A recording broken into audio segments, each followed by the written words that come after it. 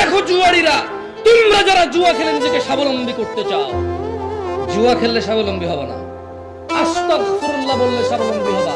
আমি জামশেদ মজুমদার বলতেছি না, আল্লাহর নবী নূহ আলাইহিস সালাম বলতেছে ইউমদিদকুম বিআমওয়াল, যদি বলো আল্লাহ ক্ষমা করে দেন সব অপরাধ, আর করব না অপরাধ, যা করছি মাফ করে দেন, আমি লজ্জিত, আর আমি ভুল করব না, আর আমি পাপে জড়াবো না, যদি মাপ চাও ভালো হয়ে যাও। নূহ আলাইহিস সালাম বলছে যে আল্লাহ বলছে যে ওয়ায়ুমদিদকুম বিআমওয়াল, তাহলে তোমাদের সম্পদ বৃদ্ধি করবে।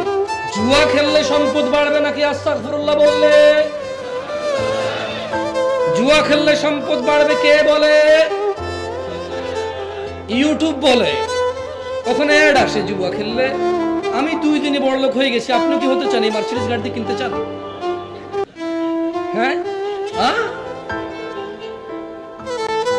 কি এরকম না?